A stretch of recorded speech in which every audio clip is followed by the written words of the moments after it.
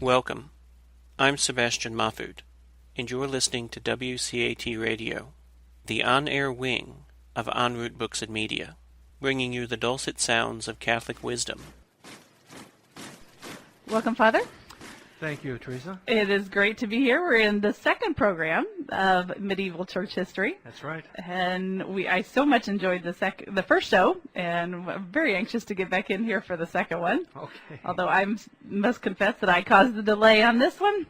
That's no problem. Well, we started out with those Merovingians, and yes. What a crazy madcap those Europe that four was. brothers, and what a mess that was. Yeah. And so what we're going to do now is in the next several programs, we're going to be looking at segments of that civilization in ruins. And the first one today is specifically looking at the Roman ruins themselves. Okay. What's left over of the Roman Empire that is laying around. And my thesis in all of this is that it's a ruins, there are stones laying all over, but there's life in those stones.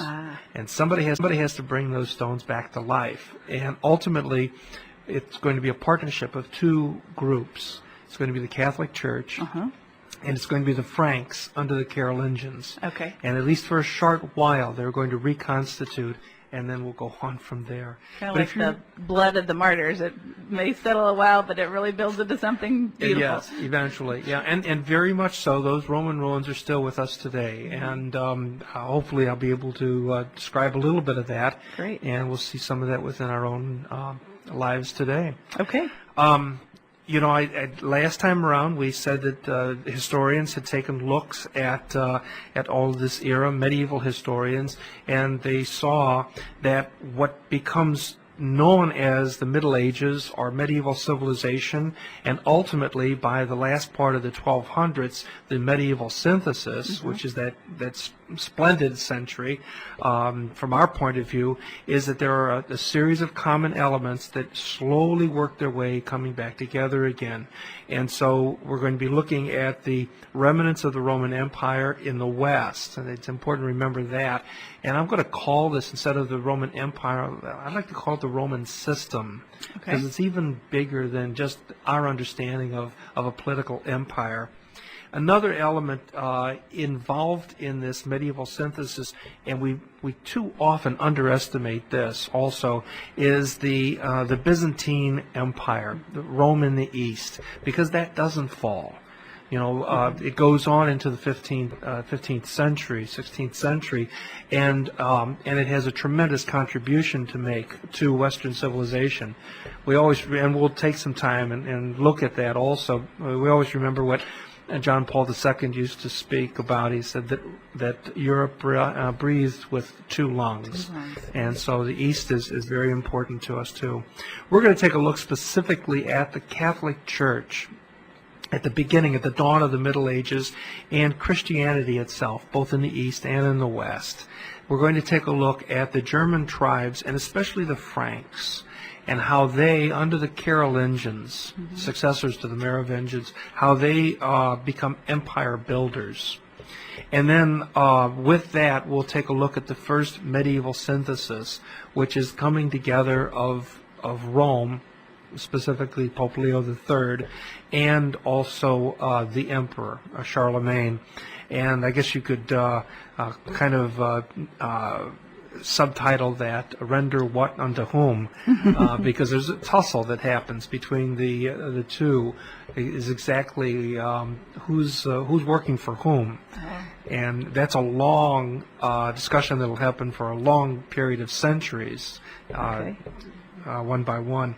And then later on we'll take a look also at some of the other, what seems to be peripheries, but they also play an important role, the development of Islam, the coming of the Norsemen, and the coming of the Magyars. And we all talked a little bit about that at the end of the program last time around. So if you have a map of the Roman Empire, it's a big help. Yeah. Otherwise, you have to kind of go back to a mental image of what you had when you were in high school, or maybe your survey course in college. But think of the Mediterranean And we too often think of the Mediterranean, only the Western Mediterranean.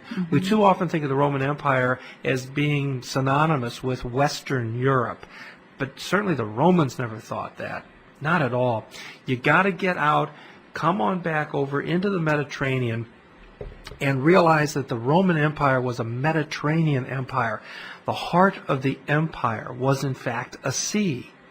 In fact, the Romans, referred to it as our lake. Oh. that was their name for it, because they conquered it and conquered everybody else around it.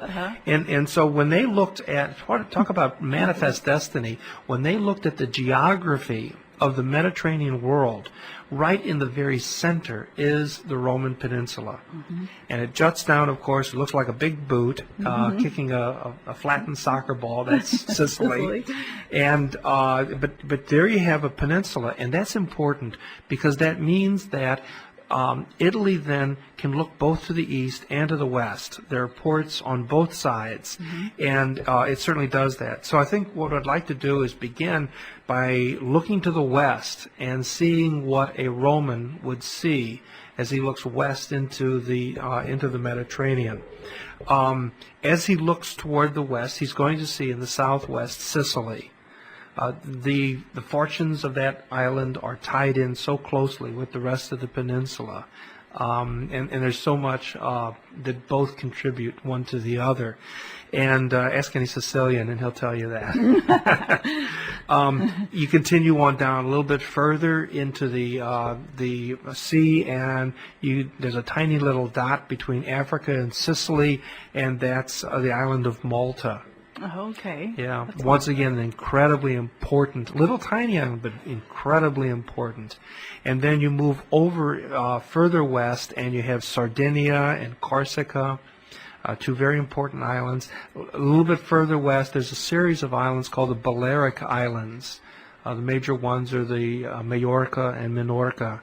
And all of these are important islands. And then another interesting thing is, and you don't see this on most maps, but there's something of, I guess you could call it a culinary crescent that runs throughout that whole region. If you were to take and put your finger north of Rome in Tuscany, around Florence, and then begin following that up, Pisa, Genoa, then over into Nice, Marseille, and then all the way down into, as far as Barcelona in Spain. This is an incredible tour of different foods, the great foods of the French and Italian Riviera. Right. And we didn't invent this. That's a good tour. You go back to ancient times, and they were eating well in those areas even back then. They were growing their grapes. They were fishing the sea. They were raising the olives, and they were eating well even back in those ancient times. So that's that culinary crescent that goes around, and then what you would do is you'd take that crescent and then kind of like jut outward, continue westward, radiating out into the Iberian Peninsula, present-day Spain and Portugal.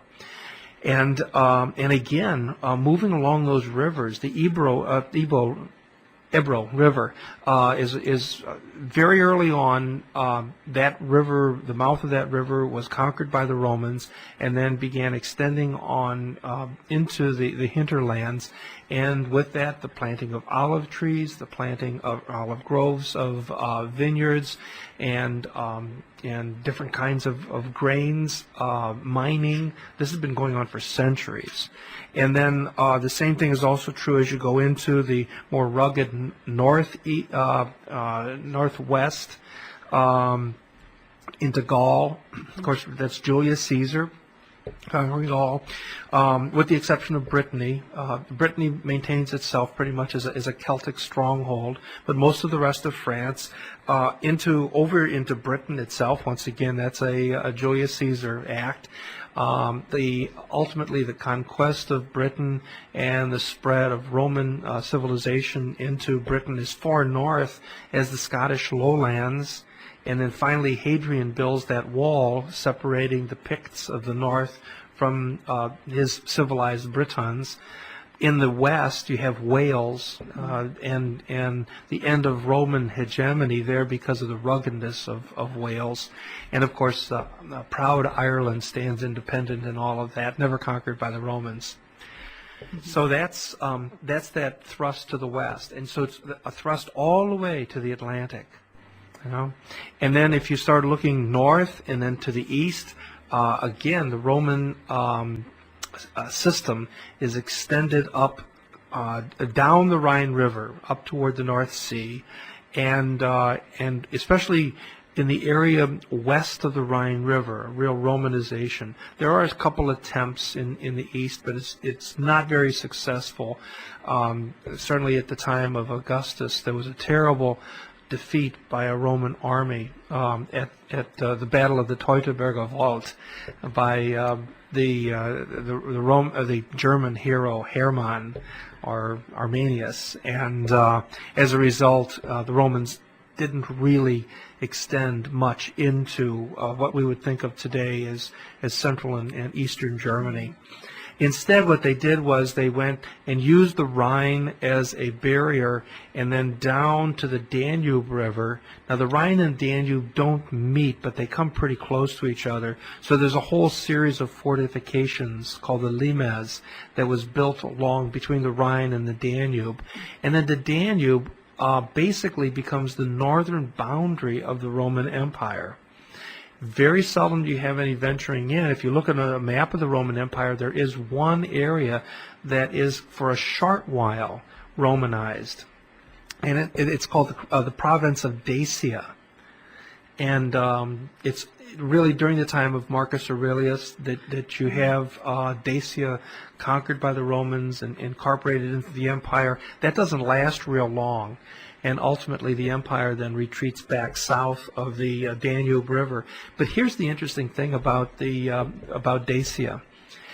They seem to have taken to the Romans more than anybody else. And to this day, they're, I think, the only country that proudly uses the name Roman. Really? Romania. Oh, sure. Yeah. Oh, my gosh. And the language itself is heavily influenced by Latin. Isn't that interesting? Wow, it is. Yeah, that just goes to show you. And all of that stems from this time, really. Right. Yeah. Yeah. And so there you have if you follow a map all the way across, then following the Danube River down through the east, it eventually flows into the Black Sea. Mm-hmm. And for all practical purposes, that's the northern boundary of the Roman Empire. So in the north, you basically have two rivers, the Rhine River and the Danube River, that act as that boundary. And then as you look south of all of this, you would look, if you were a Roman sitting in Rome, and so you now look to the west, you look to the north, and if you turn your gaze now to the south, you go down the Mediterranean once again, and there is a thin line of Roman provinces that run across North Africa. But they don't go very deep. They go about as deep as the Atlas Mountains and the Sahara. And after that, the Romans don't do well in that kind of environment, so they keep out. And it's mostly nomads and Berber tribesmen that go back many, many centuries up in the Atlas Mountains. And these peoples will be Christianized, but they'll tend to accept Arian Christianity. And when Islam arrives on the scene, they very easily convert to Islam. We'll talk more about that a little bit later on.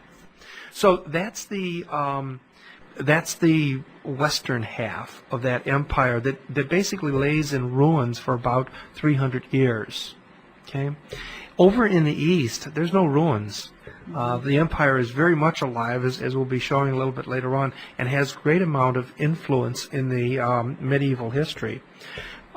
The eastern, if you go look at the eastern Mediterranean, now here's that Roman, and he's now going to the other side of the peninsula, Okay, and he's looking out. What does he see?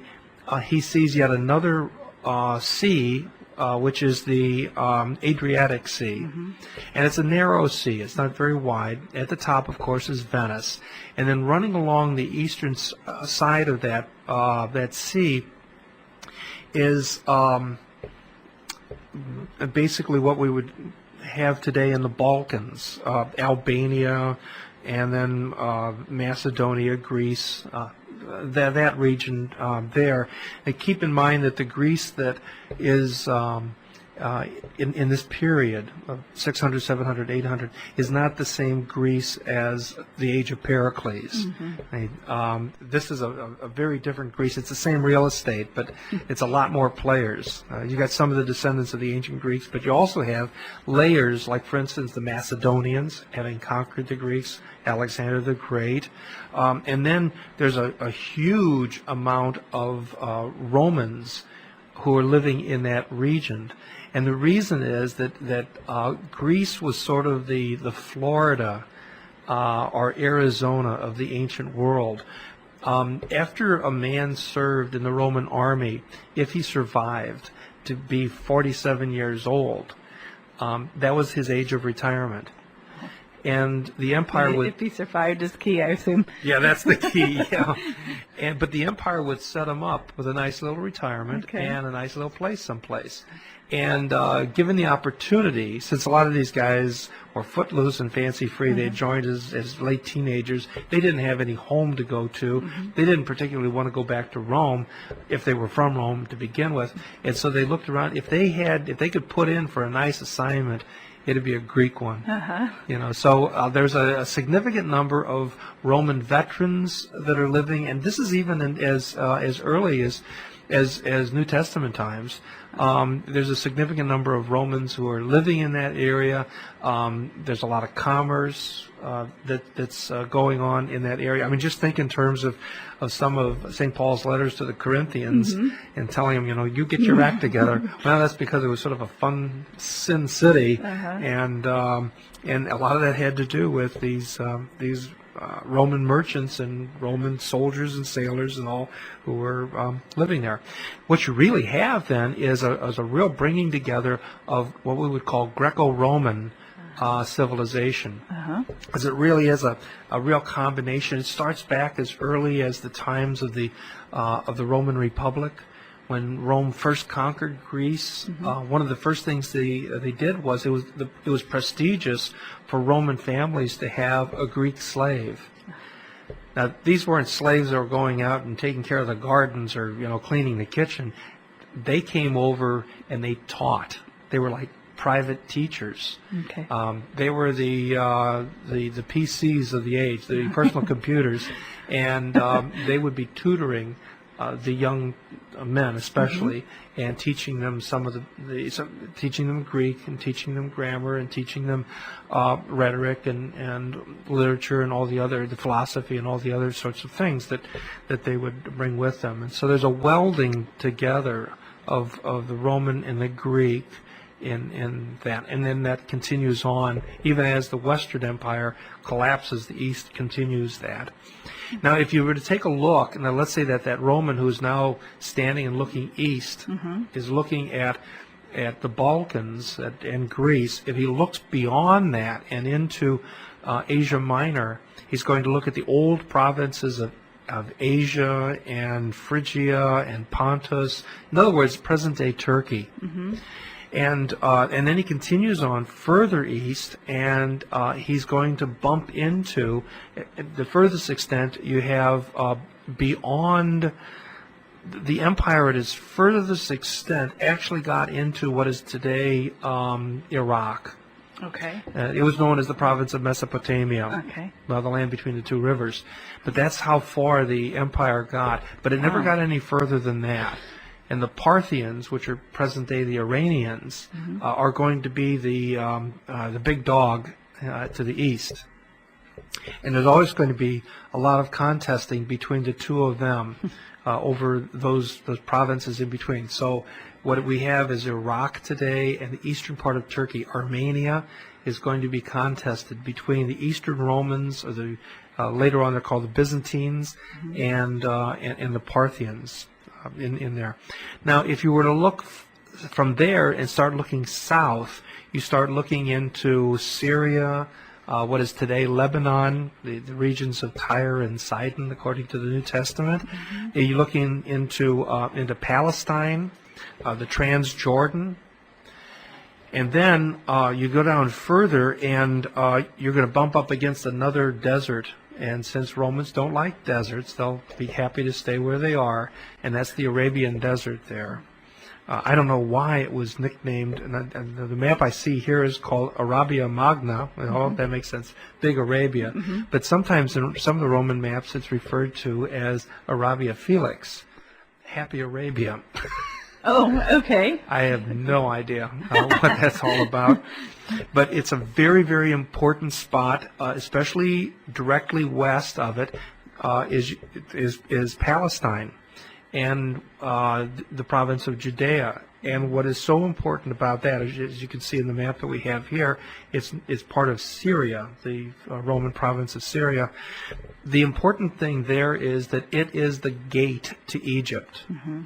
And Egypt is always important because it's the breadbasket of the Eastern Mediterranean.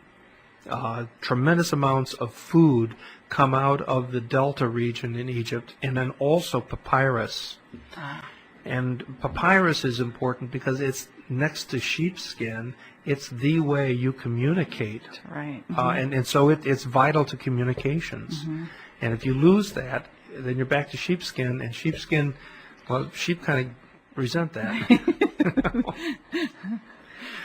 Well, if you look, now that's the Roman Empire. Okay. At its height, about 70 million people. Wow. Okay. And the hallmark of the Roman Empire is the city. That's the most important thing. And of course, the most important city is always going to be Rome. But the other cities are going to be, everywhere you go, you're going to find cities as being very important. Alexandria in Egypt. Now, the Romans didn't start Alexandria. They inherited it, but they sure appreciated it. Jerusalem. They didn't start Jerusalem. Jerusalem had been around 1,000 years before Christ, but they appreciated it. They appreciated it so much that in 70 A.D. they destroyed it in order to prove a point. And then Antioch, another great example. In other cases, they took tiny little villages or small cities and then built them into great cities, great metropolitan areas.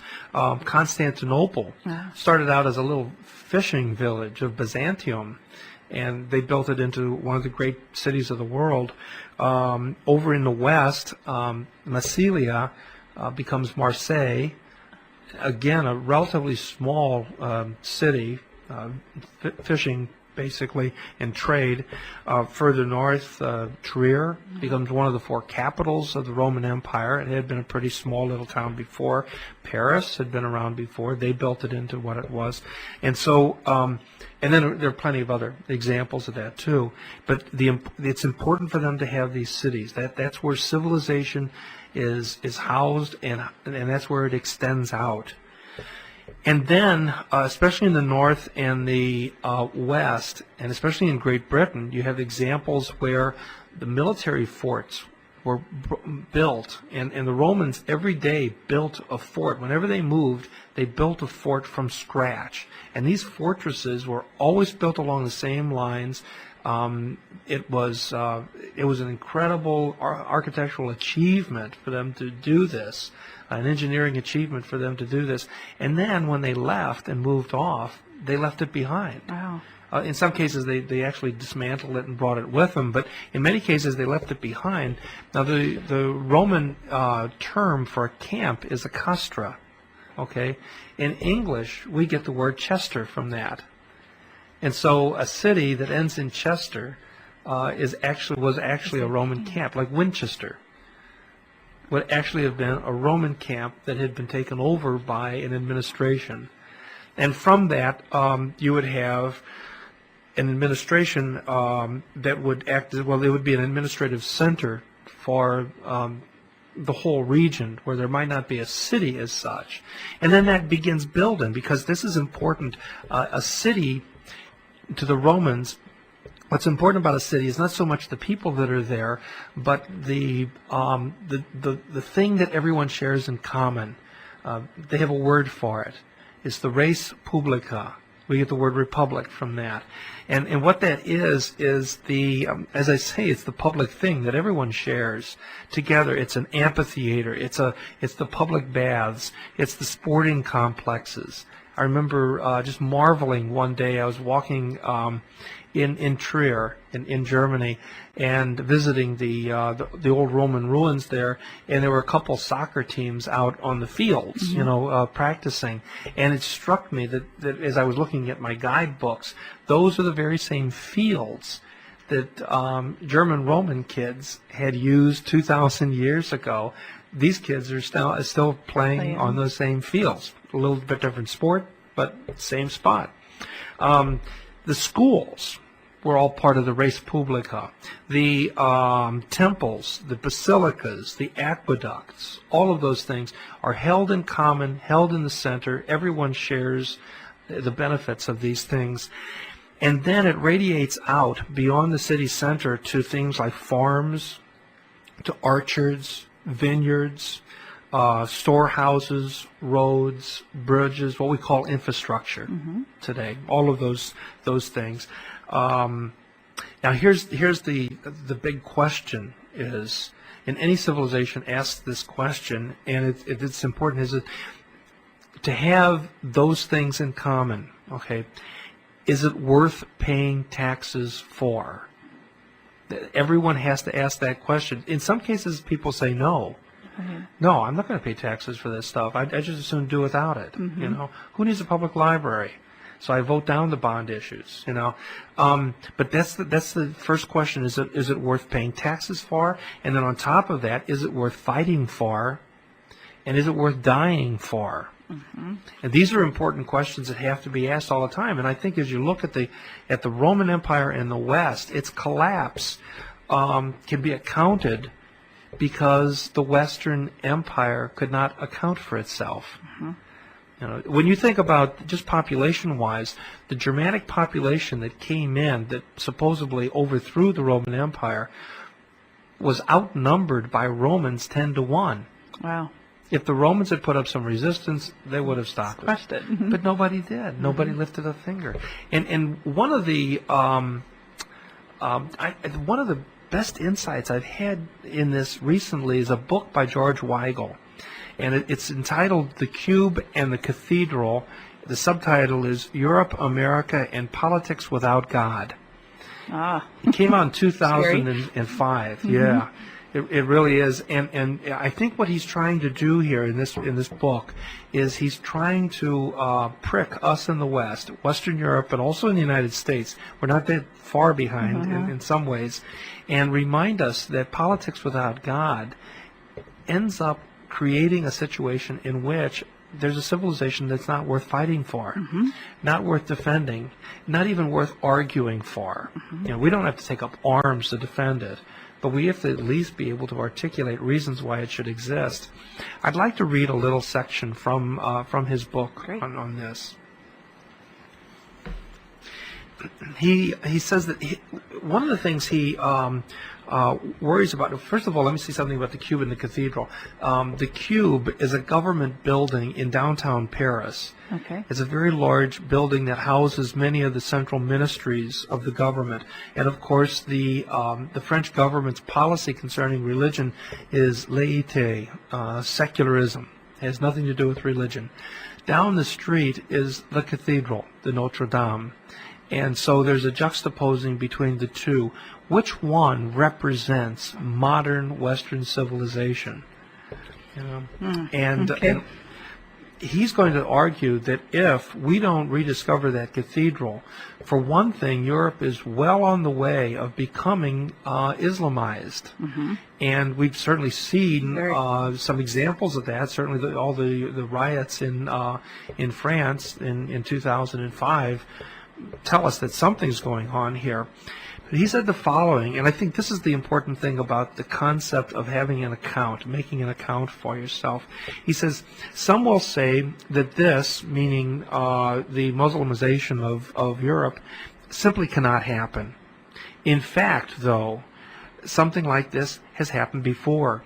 In the 7th century, the once flourishing Greco-Roman Christian civilization of North Africa, we've just described that, had been severely weakened by theological and ecclesial controversies that sapped its civilizational strength and attenuated its ability to give an account. That's that term, and give an account. In other words, to persuade itself that its civilizational accomplishments could and should be defended. Within 8 brief decades, 80 years, that civilization disappeared into the sands. It was militarily destroyed by the advancing armies of Islam and the political military incapabilities of both the western and eastern wings of Christianity certainly played a role in the North African Christianity's virtual extinction. Yet, one cannot help thinking that the foundations had been eroded before the armies of the Prophet appeared. Were something similar to happen in Europe in the late 21st or 22nd century, it might not be, indeed it is not likely to be, because of an Islamic army marching into Western Europe and conquering it. It wouldn't have to. Europe, in a sense, the civilizational enterprise we identify with the interaction of Jerusalem, Athens, and Rome, a civilization whose modern democratic public life, modern democratic public life was prepared in the Christian high culture of the Middle Ages, would have handed itself over to its new population. In significant parts of Europe, the drama of atheistic humanism would have played itself out in the triumph of a thoroughly non-humanistic theism. The crisis of civilizational morale that Europe is experiencing today would have reached its bitter end in a Europe in which the Muezzin summons the faithful to prayer from the central loggia of St. Peter's in Rome. Could you imagine? No. And but here he has a very interesting parallel. While Notre Dame is transformed into Hagia Sophia on the Seine. Think about it. The Hagia Sophia in Istanbul was in fact one of the great cathedrals of Christianity. A great Christian church becoming an Islamic museum.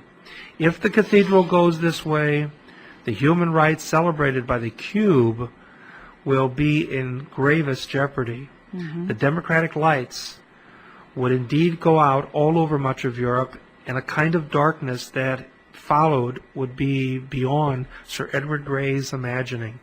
Boy, Weigel writes so well. He does. And it's just a real warning to us. It's once again, it's this sense of having an accounting for yourself. All we have to do is just take a moment before we jump back into the Romans and see why they didn't account for themselves. But think for ourselves within our own last couple generations an accounting that was made and the cost that was paid. You think about our own parents and grandparents and the sacrifice they made in order to defeat Nazism, fascism, Japanese militarism.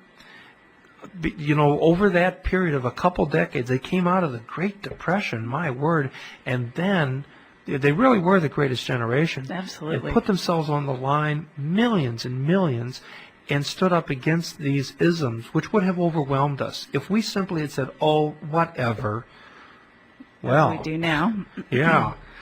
And so I think that's something to keep in mind. But there's another generation that followed afterwards we don't pay as much attention to, and some of those were the leftovers of the greatest generation, and some of them, frankly, were the boomer generation, of which I'm a proud member. And that is that the fact of the matter is that from 1945 to 1991, this is yet another challenge in which we stood up to communism, both in the Russian form and in the Asian form, and in the American form, Latin American form. But the fact is that the bondage of Eastern Europe was only broken by by 1991, and only broken by, when you think of it, millions of young men and later young women who served, in the German Wehrmacht as they were drafted, are standing side by side with American little teenager GIs and British Tommies and Italians and you can go right down the line, Greeks and Turks and South Vietnamese and South Koreans and Australians and so many others who stood the line against communism until finally communism rotted from the inside out, just as Karol Wojtyła and Ronald Reagan had predicted it would. But that took an accounting. We had to be willing to pay trillions and trillions of dollars to see this through. We had to have countless numbers of lives step forward in order to see this through. So here you have a civilizational accounting of itself. It didn't happen in Rome. There came a point in time when Romans themselves simply said, oh, whatever. And we can see how this happens. Interestingly enough, it happened very subtly during the last days of the Republic and into the empire itself. I came across an historian who did some research on an organization that was in every town in the Roman Republic. At the time of the Roman Republic, every town, every city had this organization called the Collegia Juvenum. Okay. It means the youth guild, and it's literally, it would be an ROTC, a junior ROTC. Everyone had those. And then he discovered that over a period of a couple generations, fewer and fewer towns had these. So what was happening was the young men who used to join these, and they would, this was in the Res Publica, in the public square, the public forum, and they would meet with veterans, and they would exchange stories, and they would drill, and they would prepare, and learn how to, the ways of war. As time went on, they simply stopped doing that. They stopped joining.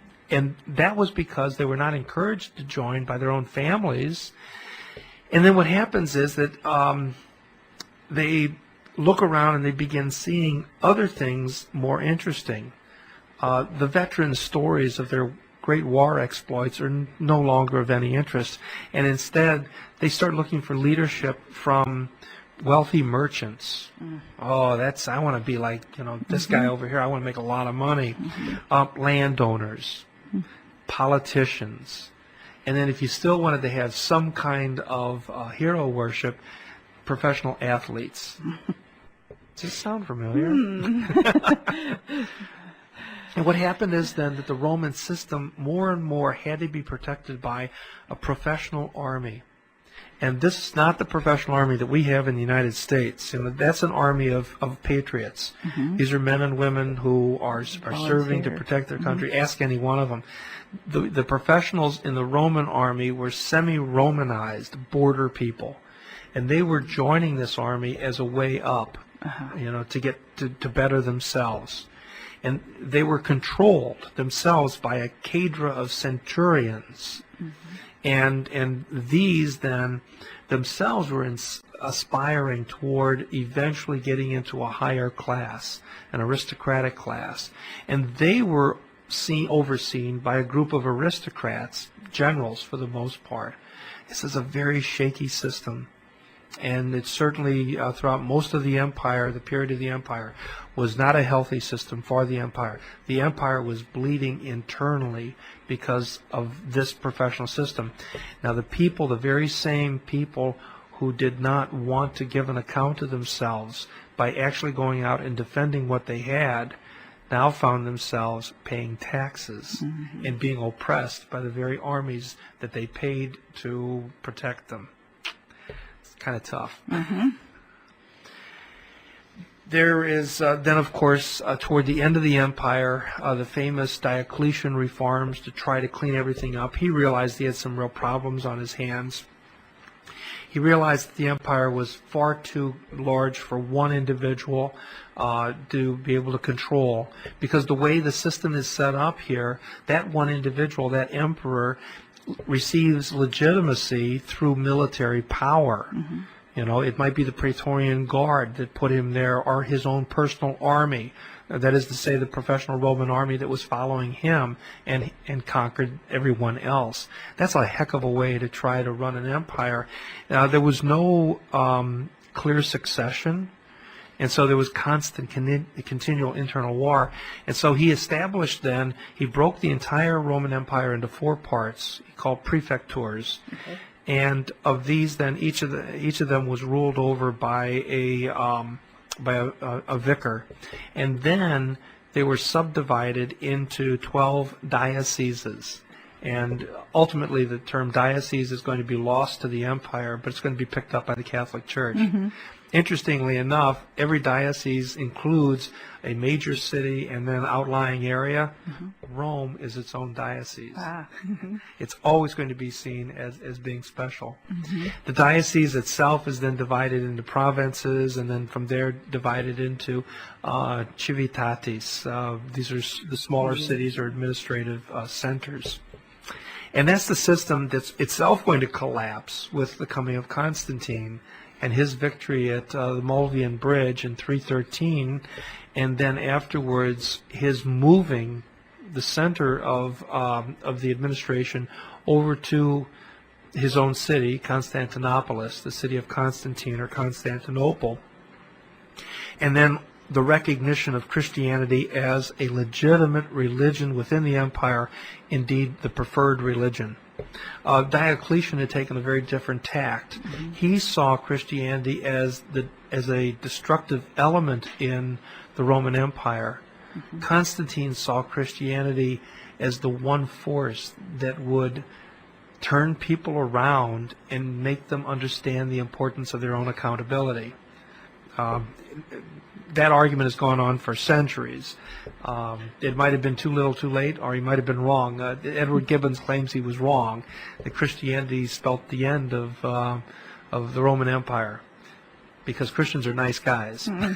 You know, take that for what it's worth.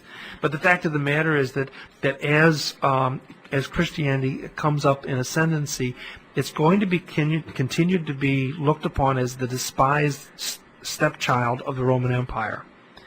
And there's another despised stepchild also. That's going to be the German barbarians. They're going to be accepted, but they're never going to be accepted as the preferred children. The preferred children are going to be rich landlords in these great big plantations called the latifundia, powerful generals within the Romanized army, and then you also have a group of ingenious cultural moguls. These are the entertainment, the Hollywood types of the Roman Empire. And I came across one fellow in particular who was mentioned in 2 different books. And I thought, well, this is interesting, because one of them is Brian Tierney, and the other was Christopher Dawson, and both of them independently glum onto this fellow as saying, this is a representative of what was going on in Rome at the time. Wow. That's something. He happened to be a senator, but don't let that title elevate his personality. His name is Quintus Aurelius Symmachus. Okay. And he lived around 340 A.D. and he was known for putting on huge displays of grandeur. I mean, big parades, poetic contests, public games, and these are not like Super Bowl games. These are savage games in which people died. He was an importer of lions and crocodiles from Africa, other exotic animals from wherever you could get them, and also bringing in slaves who would fight to the death for the entertainment of the Roman crowds.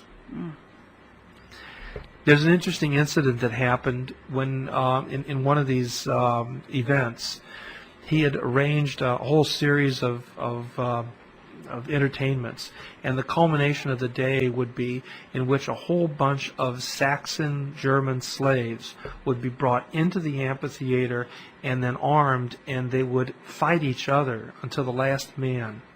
and then the last man presumably would be allowed to live, but everyone else would be killed.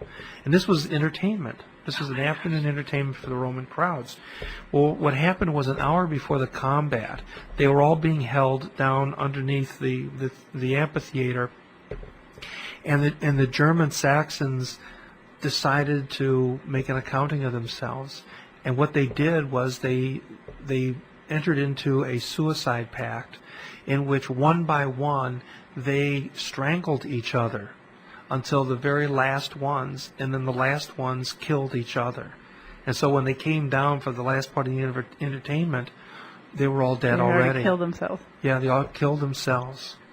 And what Symmachus found to be so extraordinary was that people would kill themselves. They couldn't understand that rather than what's 1 hour, and but it denied all these people all that entertainment. He couldn't understand that. But here's an interesting thing. Oh my gosh! He not only ran afoul of Saxon German slaves, he also ran afoul of St. Ambrose. Oh. And St. Ambrose had this to say to him, because Symmachus claimed that he was a pagan, and he claimed that yes, and you could believe any god you want. It doesn't make any difference. All paths lead to the same deities, all that kind of stuff. Ambrose said this. He said, "What you know not, that we know by the voice of God, and what you seek by fancies, we have found by the very wisdom and truth of God." What Symmachus didn't understand was that Ambrose was standing on very solid ground, 300 years of Christian martyrs. Now, Christian martyrs had a death pact also. The Saxons had a suicide pact, right. And for the dignity of their own deaths, they did that instead. Christians, on the other hand, had a death pact with God, that they were willing to die for their faith. And Symmachus could not understand why anyone would possibly do that. All he had to do was read back earlier to an earlier lawyer, a Roman lawyer by the name of Tertullian. And Tertullian had written, I believe it was to the prefect of Rome, and said, "You keep killing us, you go right ahead, because the more you kill us, the more we're going to get our message across." And it's the blood of, he's the one that came up with that concept of the blood of martyrs as a seedbed of Christendom. So those are the ruins, the stones that are ruined, but they have living bits and pieces in them that are going to be reinstilled, and it's going to be Christianity that's going to do that. It's going to Christianize these Roman principles. I think we just have a couple minutes left, and I'd like to go ahead and talk about some of these stones that are left over that will be brought back to life through Christianity. Okay. First of all, there's a big important one is the sense of the polis. We get the word politics from that. The sense of the community under an organized leadership. And there's a very strong understanding that this is orderly. It's not random. It's not accident. It's not chaos. It's not anarchy. That human beings can live together. And they live together best if there's one person calling the shots, and this person is divinely ordained to do this. That God gives this man, his family, the authority to rule over the rest of us in order to protect us, in order to help us prosper.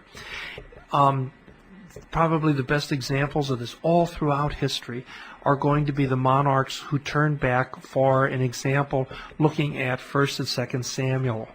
They're going to look to King David. Now, David's not perfect, obviously. Right. He's got his faults, but he's God's anointed, and he tries to do the best for his people, and that's the image. And what that's going to do is that's going to be like a Roman ruin there that is going to help to inspire these Germanic chieftains to aspire to something higher, and that's going to be important. Another is a class consciousness, especially among this aristocratic or equites class. They have a distinct lifestyle. The great medievalist Norman Cantor said that it was a class that loved itself as a class. Aristocrats. And then he also said, and it's a good insight, he says, they knew things and they knew how to do things. And so here's a whole class of people who do survive the fall of the Roman Empire simply because they're too valuable to get rid of. Right. And every time every civilization has gotten rid of this class, it's been to the detriment. And these basically these are the aristocrats, these are the landlords, because in this particular period of time, it's land where production takes place. And these landlords are the keys to production and prosperity and survival. They knew things and they knew how to do things. And as I say, every time you get rid of these people, you end up paying for it. Right. Even under the highest ideals of equality. Look what's happened in the last couple of years in Zimbabwe. With the confiscation of so many farmers of their property, and simply because it's reverse racism, because they're white farmers left over from the days of Rhodesia or their descendants of those days, and now that property's been confiscated. Those people have not been given compensation for the most part. Many of them have fled the country, and the end result is Zimbabwe, which used to be a net exporter of food, now is in terrible food crisis. Look at what happened in Cambodia with Khmer Rouge. Same thing there. Look what happened in 1917 in Russia with the Russian Revolution and the huge economic catastrophe that followed afterwards. Time after time, the fact of the matter is that this is a class that is needed because they know things and they know how to do things, and they'll survive. Ultimately, they'll survive, and this will be a class that will be tapped. Later on, we're going to take a look at the background of bishops. Many of the bishops will come from this class, and it's because they know things, and they know how to do things. Make them work. And they're going to be a great organizing force within civilization. You also speak of the Roman way of life, and that's still very much with us today. And very quickly, I'm going to give you 5 components of this. Okay. Devotion to the family, and the larger family. The extended family. This sense I mentioned before of the res publica, of everyone's responsible for the stuff that's in common. It can be as simple as your doggy duty when you take your dog for a walk in the park. Take care of it. Take care of it. That's right. It could be that small, or it could be as big as serving the entire state in some heroic way. Thirdly, another part of the Roman way of life is to enjoy life. The Romans had wealth, but they did it in such a way to enjoy it. And here you have people going to the extreme, and then on the other hand you have those others who are able to moderate. But the enjoyment of food, of drink, of luxuries, clothing, vacations. We shouldn't forget that Vesuvius had destroyed, when it destroyed Pompeii, it destroyed one of the big vacation sites of the empire. Health was important, the baths, clubs, all those sorts of things. Education is important as a Roman way of life. That's going to survive in a farm, and then we're going to see how it develops into the early Middle Ages, and again, mainly as a result of the work of the bishops, who know things and know how to do things. And then probably one of the greatest contributions that the empire is going to give is that of law. And here it's important because Roman law is not built on force, but it's built on reason. It's built on the idea of natural law. Again, this is not a theoretical or philosophical approach, but it's a very real worldly kind of approach. The concept that the world operates out of rational principles, that these rational principles are self-evident to any intelligent human being, and that the law then is constituted to protect equity. Now, if you if you can have that, if that can be a bottom line, then the end result is going to be a civilized society and a civilizing society, and these 5 Roman ways of life then are going to be pulled back together again, and basically it's going to be done by 2 agencies. One of those is that Catholic Church, and the other is by the Germanic tribe of the Franks, especially under the Carolingians. So that is the Roman ruins in the West. All right. Thank you, Father. That was very interesting. Okay. And next week we will begin to look at Byzantine. Yeah, we're going to go over to the east and take a look at the splendors of Byzantium. All right. That sounds good. Good. Shall we close today? Glory be to the Father, to the Son, and to the Holy Spirit. As it was in the beginning, is now, and ever shall be, world without end. Amen. Thank you, Father.